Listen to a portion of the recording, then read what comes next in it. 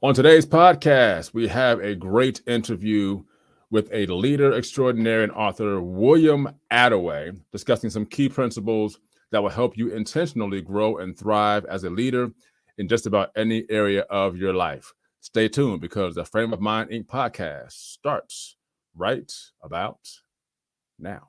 Get your mind right. Get your mind right. It's a frame of mind.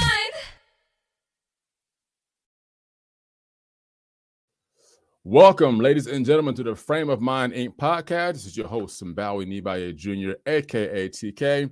And we have a great interview today lined up for you guys. But before we do that, you know it's Affirmation Wednesday, and you know what we do. We did our affirmations on each and every Wednesday. So no matter what day of the week it is, if you're getting the replay of this, whether audio or video, it's affirmation that day. But we do Affirmation Wednesday. So if you are ready to get started, if you got them written down, memorized, whatever you got, let's get the affirmations in and out the way and get the day going. Are you ready? Here we go. Today will be a good day. Today will be a great day. Today will be an awesome day. Today will be an amazing day. Today will be a phenomenal day. Today will be stress-free. Today will be a stress-less day. Today, I will overcome all barriers that want to block my progress.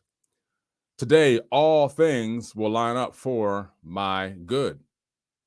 Today, all circumstances, issues, and situations will work in my favor. Today, I'll become better than who and what I was yesterday. I am a go-getter. I am victorious. I am triumphant. I am an overcomer. I never lose. I either win or I learn. I take authority over this day. I will dominate this day. I will conquer this day. And everything I have spoken into this day will happen as I have affirmed, because I am more than a conqueror. Let's get it started. So today we have a very special guest, Mr. William Attaway. I'm going to introduce him properly before we bring him on the show.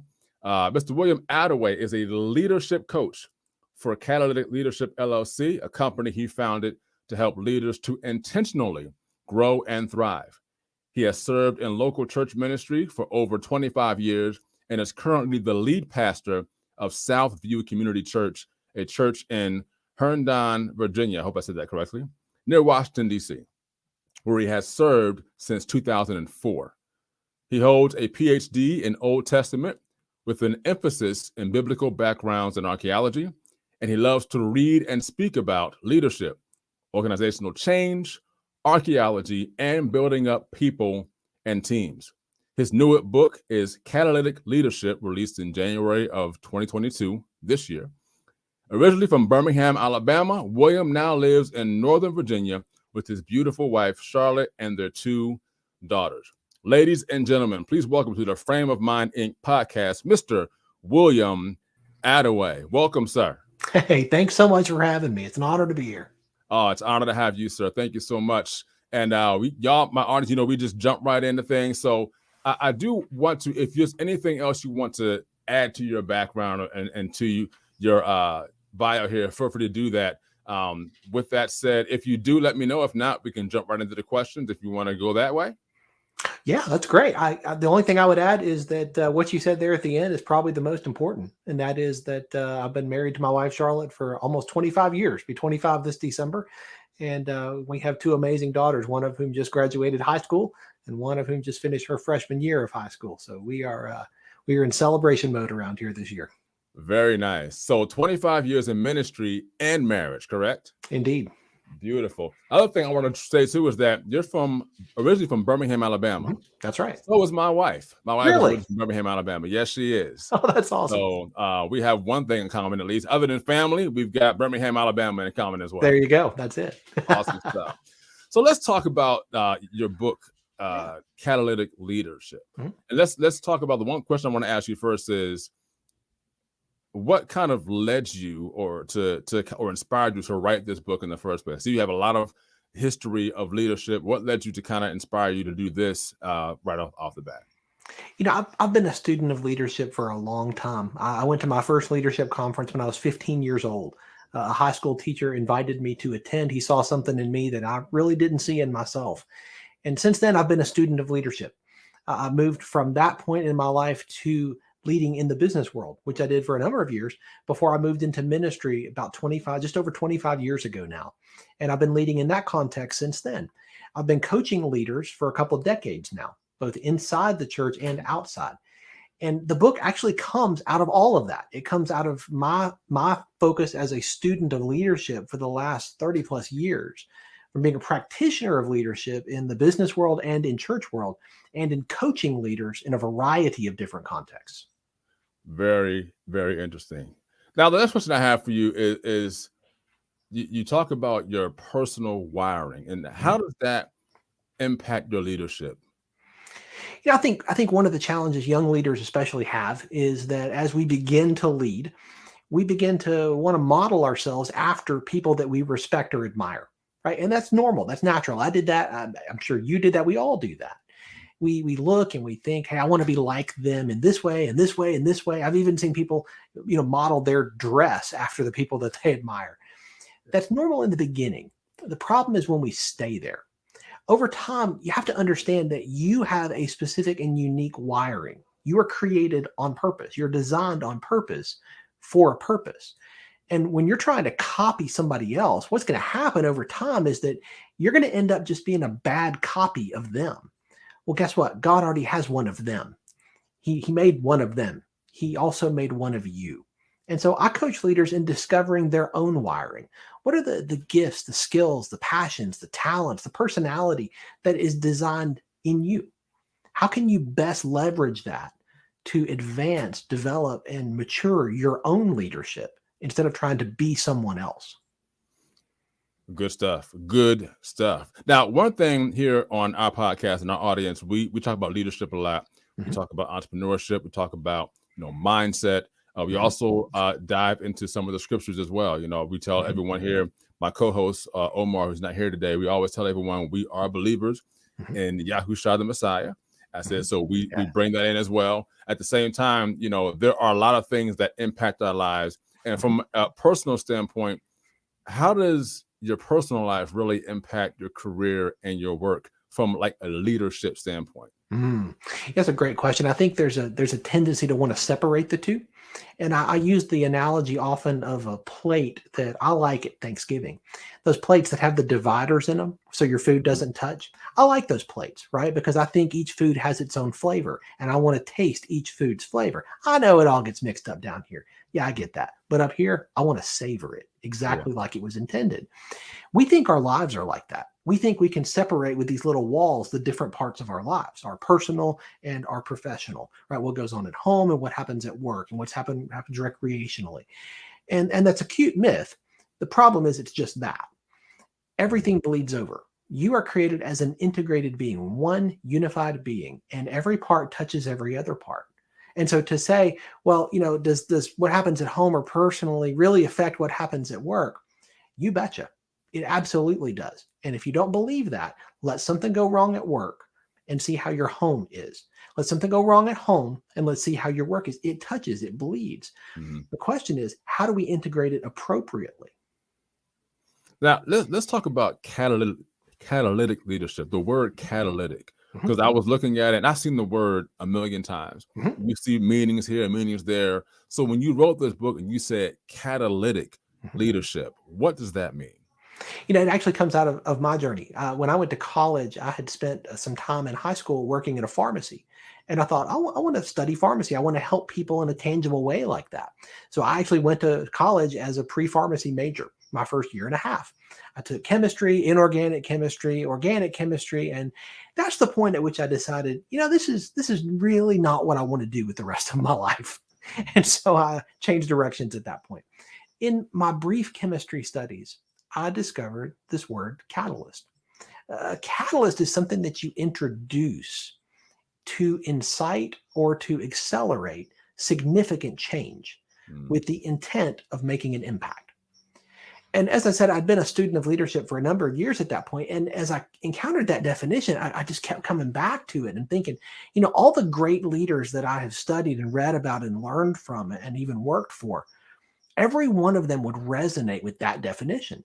This idea of accelerating or inciting significant change with the idea of making a significant impact. I think great leaders get that. I think that's how they want to lead.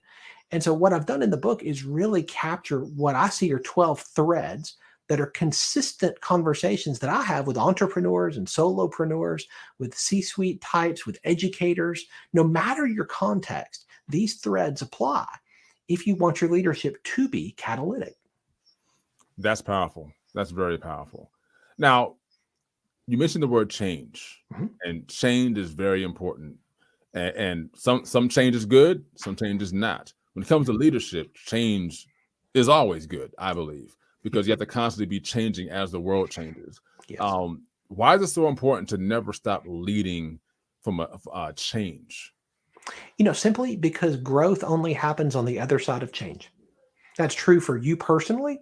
That's true with your team or your department. That is true with your organization. Growth only happens on the other side of change. The reason it's important for leaders to never stop leading change is because we need to understand what to change, right? We need to discern that. And that takes evaluation. That takes time. It's not something that you microwave. But if you ever stop, if you ever settle in and say, oh, this is good enough, well, you're in the drift of mediocrity at that point. Mediocrity is not a word that we like here at Frame of Mind Inc. Me either. and mediocrity, bless those who want to be there and stay there. But as a leader, I strongly believe that you gotta get beyond that to get to where you're supposed to be, who you're created to be, and all that. So that's a great way of putting it. Talking about intangibles, and I know we're kind of going through your book now because I have some questions for later on for you, that things that stuck out to me. Yeah. But how is it possible to really, measure intangibles like leadership, growth, and all that stuff as far as an organization in the leadership? Because like for me or others who may say, hey, I look at this as long as we're growing, then I'm a great leader. But is that really true? Absolutely not. There is good growth and there is bad growth. There's healthy growth and there's unhealthy growth. The question is, what are you measuring? What are you evaluating? We measure what matters. And if you don't think that's true, then I'm going to ask you if you monitor how much is in your checking account. You measure what matters. That's the way that works. This is true organizationally, just like it's true personally.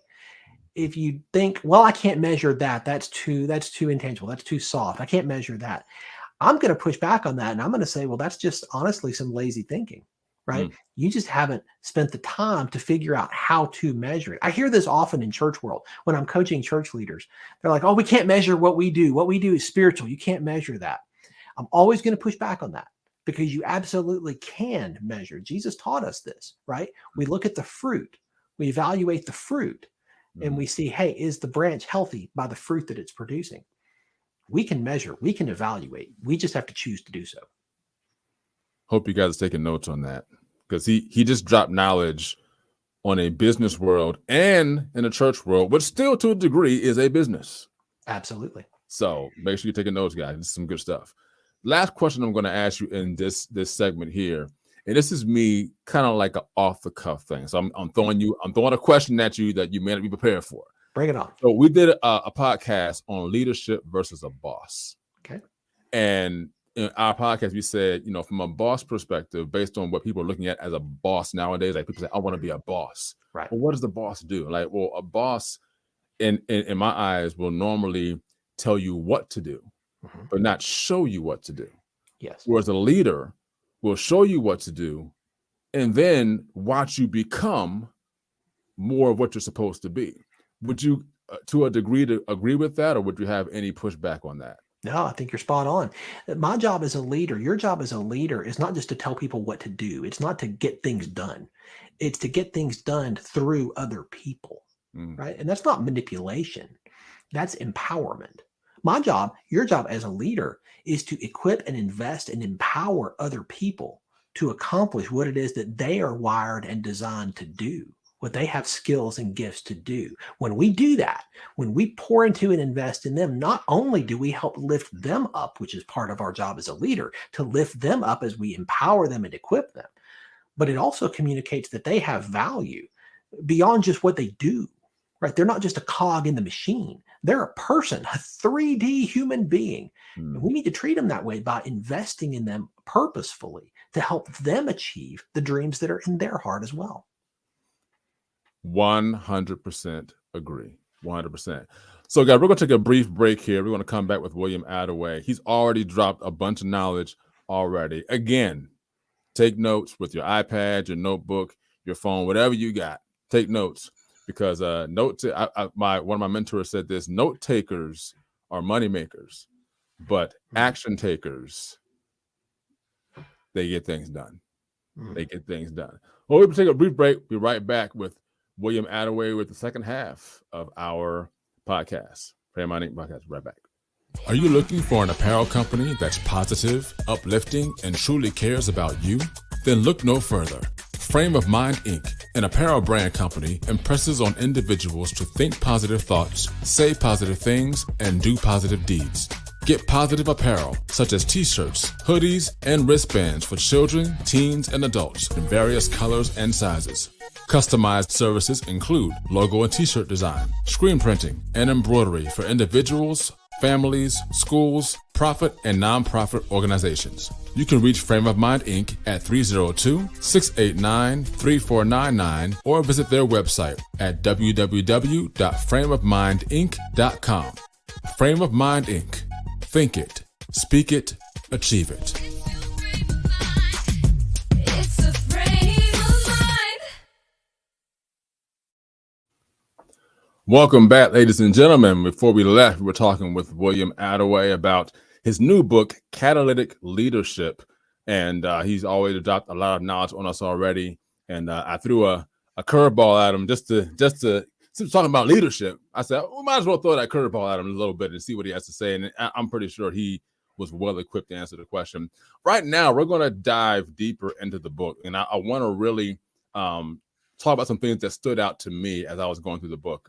The book is amazing.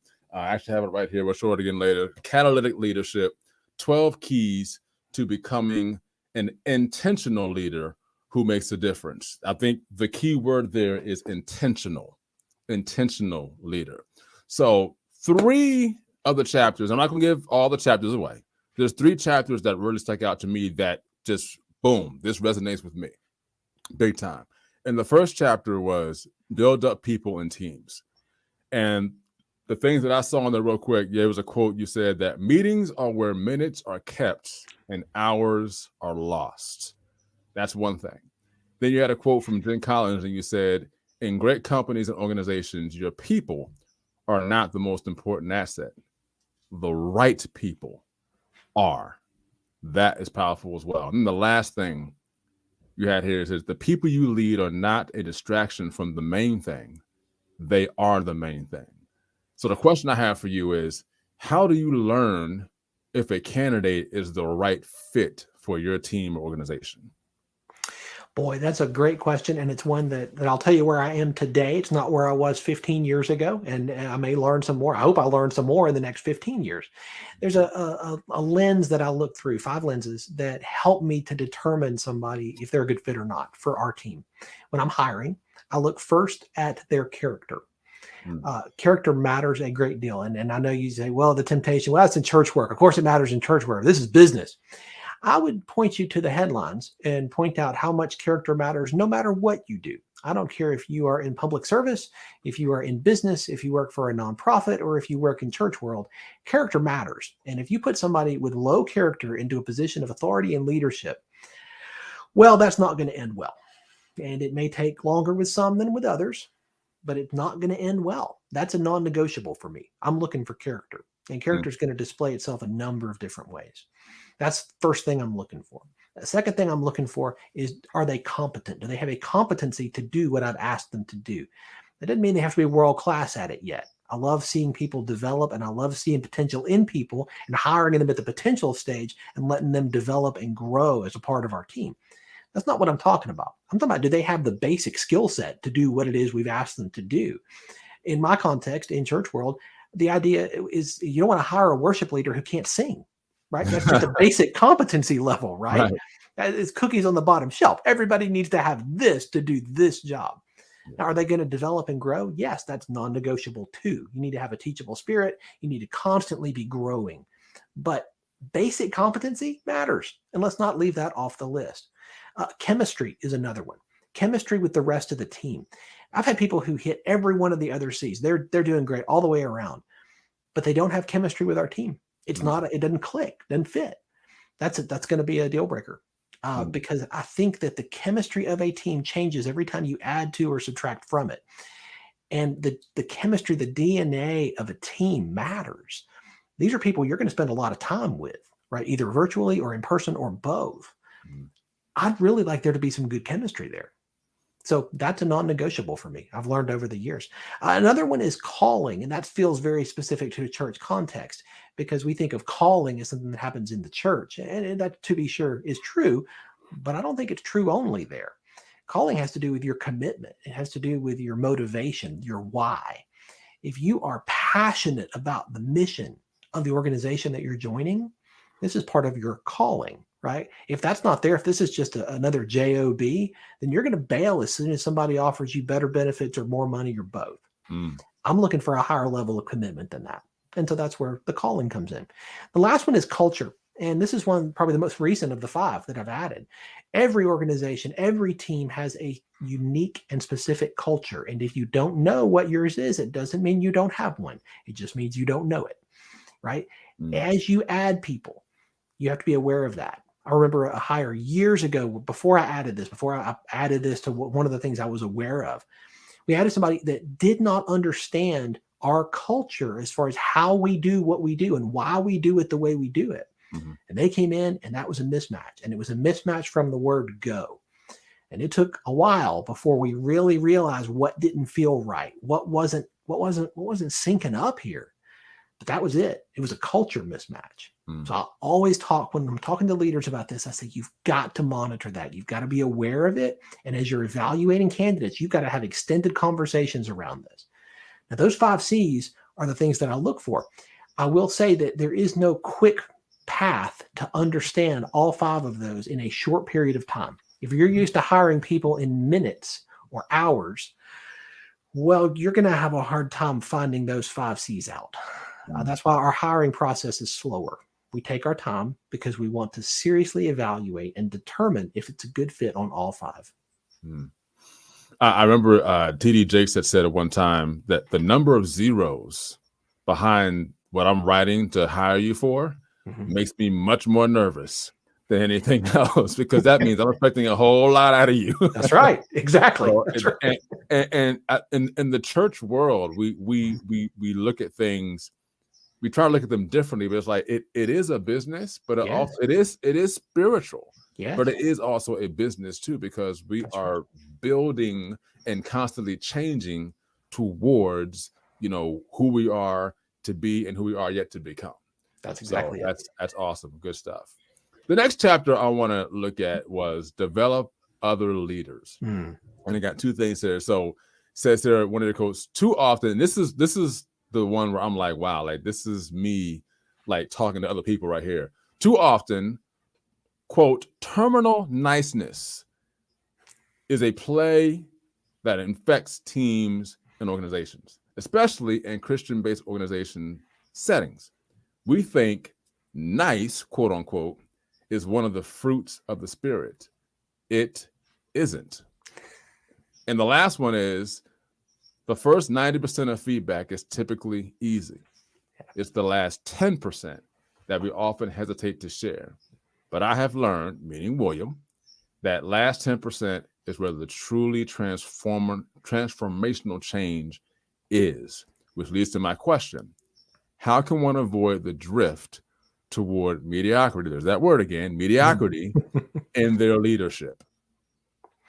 Yeah, I think we have to be aware of it. And I think that's where I would start. Be aware that every team, every organization, and every individual, if left to their own devices without intentionality, is going to drift toward mediocrity. Mhm. That is simply the gravitational pull of it. There comes a point when you start a job or you start a leadership role, you start a new position where you are on an intense learning curve, right? You're constantly growing and learning, having to figure things out and learn new things. And that's going to drive you into that pursuit of excellence. But over time, you get comfortable. You get accustomed to it. You're not in that intense growth curve anymore. Now you feel like, yeah, I got this. I know what I'm doing here. And if you're not careful, you're going to stop learning. And when you stop learning, that means that you're beginning to drift and you're drifting into mediocrity. How do you avoid that? First is you make an intentional, pre-decided choice. I'm not going to follow that gravitational pull. I'm not going to do it. I'm going to be the one who's going to learn more than anybody. There is nobody that sits around the table who's going to be more teachable than me. That means you take your ego and you stuff it in your pocket, right? That means you are going to model a teachable spirit for everyone in your organization, everyone in your business, everyone in your department. You're going to model what that looks like. You're going to be willing and able and familiar with the words, I don't know, but let's find out together. That's the first step. That's the first step in avoiding that drift, saying, I'm going to predetermine before I'm in the situation, long before I ever get in the situation, I'm going to decide every day, you know what? No one will be more teachable than me. That's the first step. Yes, very much. Go ahead. The second step is the people that are around you. We choose in large part the people we spend the most time with. And there are people who will have a positive impact on this in your life, and there are people who will not. And we know that. That's experience. You think about it with people who have a pessimistic bent on life, where all they see is the glass is half empty. Everything is wrong with everything. And they're happy to talk about that all the time. You spend time with people like that, guess what happens to you? You start to bend that way. Conversely, if you're around people who see the glass as, well, it's just not full yet, but just wait. I see so much potential here. Guess what? Over time, you're going to start to bend that way.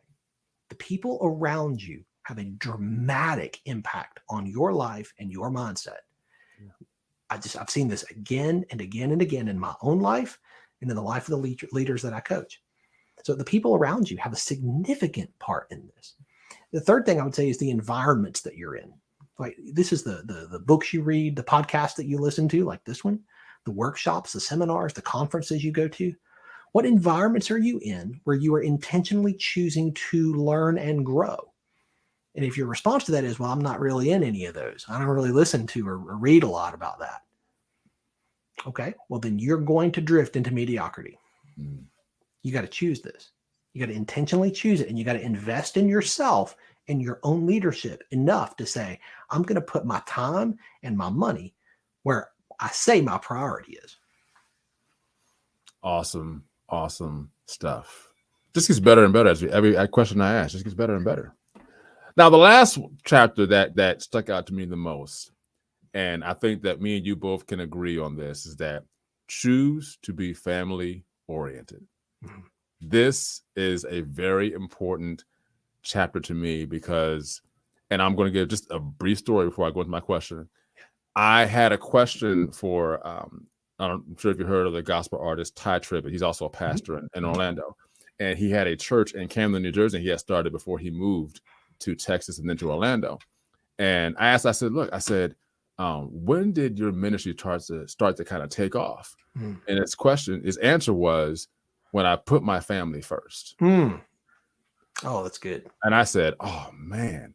And for me, I thought I was doing that, but I really wasn't. Like I had the I'm doing this because of, but I'm like, well, am I really putting my family first? And so when I read this, I said, the one thing that stuck out to me was the regrets are often centered around family, wishing that days and seasons could be relived, priorities re-examined and reset. It's always sad when I, William, hear those sentiments expressed. And my question is to you.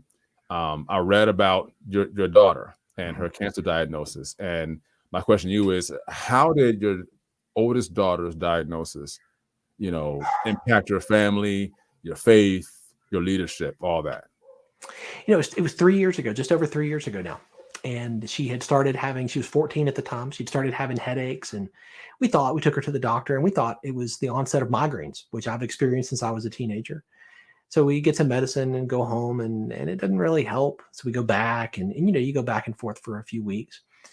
And ultimately they did some scans and discovered that she had a brain tumor on the back right side of her brain. And that was completely unexpected. I did not have that on my plans for 2019, but there it is. So what do you do now? Well, they rush her by ambulance to a larger hospital in our region. 2 days later, they do surgery. The tumor's out. And 2 days later, she's home. And we wait for several weeks for the biopsy results. They had some trouble typing it, figuring out what kind of tumor this was. Turned out to be a very rare form of cancer. Only about 50 teenagers a year in the world are diagnosed with it. And then we start treatment. And then we, the Ronald McDonald House and the radiation and the whole bit. And I got to tell you, during that season, those months, and this stretched on from March until really the fall of that year, as we're going through this, I never once thought, I really should be focusing on, my quarterly objectives. My team, I need to make sure they're hitting the KPIs this quarter. I mean, I need to make sure that we're taking the ball up the field like we're supposed to be in this area. No, my focus was where it needed to be. It was on my family. I've spent a lot of time with people at the end of their lives by virtue of what I do. And I hear a lot of regrets, like what you were alluding to earlier. Yeah. Regrets around broken relationships. But I've never once heard anybody talk about how they regretted not spending more time at the office. And so what I tell people is we get to benefit from that. As sad as that is to hear people say that, we get to benefit. We get to say, I'm going to learn from that. I'm going to avoid that ditch with my own leadership. I'm going to prioritize on the people that are closest to me, because the fact of the matter is one day somebody else is going to sit in your chair. They're going to do what you do. They're going to have the title that you hold. Mm-hmm. You're not going to do this for the next 500 years. One day somebody else is going to do that. When that happens and somebody else is in your chair, then what? What matters then? Mm-hmm. It's the people closest to you. And that's what that season taught me in my life about my leadership. I need to make sure that I'm prioritizing correctly. I need to make sure that I'm remembering what matters most, not just what's on fire at the moment. That's beautiful. That's beautiful. And for me, based on what I've read from your book so far, that's the thing that stuck out most to me was, choosing to be family oriented. I have two children, boy and a girl, 12 and 10 years old. Awesome. Me and my wife have been married just July, 15 years. Congratulations. And, I've had to learn how to have a business or businesses and do family. And what I started to do was say that my life is my business and my business is my life. And I say that because I have to distinguish when, okay, business is done, it's time for family. Yeah. All right, family, it's time for business, I'll be back. Yeah. And kind of distinguish those two and not say, well, I got to grind and I got to grind and I got to grind. Mm-hmm. And from a faith perspective, you can grind all day if you want. If you're not in the will, that's right. That grind is for naught, Yep. So you're spinning your wheels. Exactly. One honorable mention chapter, and that's prioritize clear communication. I believe communication is the key to every single thing that we do. I'm not giving away any more chapters because you got to get the book yourself. So, William, before we go, just in general, just drop knowledge on our listeners, in general, what you want to leave with them before you go. And then we'll also let you leave any information as far as either your website or any social media handles where they can contact you and get the book as well. Just the floor is yours to kind of end this segment out, sir. If I had to say one thing, one non-negotiable when it comes to catalytic leadership, it would be this. It's the cultivation of a teachable spirit. And I've alluded to this several times in several of the questions that we've talked through. But if you don't have a teachable spirit, then the people you lead are not likely to have one either. This is critical, and this is non-negotiable for me and for the team that I lead. I talk to leaders about this. When I'm coaching leaders, it doesn't matter what field they're in, from government employees and contractors to educators to solopreneurs and entrepreneurs. It doesn't matter. A teachable spirit is non-negotiable. So I would challenge you, if this has been something that you struggle with or not made a priority in your life, you get to make that choice. You get to make that change today. And I'm going to challenge you to do that. Awesome stuff. Again, William Attaway, Catalytic Leadership, 12 Keys to Becoming an Intentional Leader Who Makes a Difference. Please go out, make sure you get your copy. And I'm going to actually, anywhere they can reach you at, William, whether it's a website or whether it's, social media, just if you can, and we'll also put that in the notes for the podcast so you guys can get that as well. I put the link up there for the book. Anywhere else they can reach you at, contact you, reach out to you. You can go to my website, catalyticleadership.net, to get information about the coaching that I do. I do individual and group coaching around mindset and leadership. But the link that you have up, the catalyticleadershipbook.com, this is one that I set up specifically for the listeners of your podcast. I want people to have the information in this book. And so what I'm doing is I'm actually giving it away for free. If you go to that link, you go to that site, catalyticleadershipbook.com, and you help me out with the shipping cost to get the book to you, I'll get a copy of this book in the mail to you for free. My goal is to get this into as many leaders' hands as I can, because I think what I have learned over time from so many different leaders can benefit you and can help you make an impact on your team, on the ones you lead, and on the mission you're trying to accomplish. That's awesome. That's awesome. So I'll leave it up here one more time in case you guys want to get it if you didn't write it down. And those of you who are getting the audio replay of this, we'll make sure we put it in the notes for you as well. If you're taking notes, you can write it down yourself. We'll put it in the notes. That's catalyticleadershipbook.com. Catalyticleadershipbook.com. You can get your free copy there as well. William, thank you so much for joining us and for being here. It was an honor to have you talking about leadership on a different level than what we've talked about it here. So that was a new way of talking about leadership that we haven't had yet. So we really appreciate that. Once again, ladies and gentlemen, William Attaway, we appreciate you, sir. And that brings us to the end of this show today. Thank you, William, again. Join us again next week for another great, awesome show here on the Frame of Mind Inc. podcast. Continue to think it, speak it, and achieve it. And as always, until next time, I holla. Thank you for joining the Frame of Mind Inc. podcast. And as always, here at Frame of Mind Inc., think positive thoughts, say positive things, and do positive deeds. As our tagline says, think it, speak it, achieve it. See you next time. It's a frame of mind. It's what you say and what you do. Don't forget to check us out on the web at www.frameofmindinc.com, where you can browse our online apparel store, listen to some of our original music and production services, as well as view our videos and projects we've done for our clients and customers.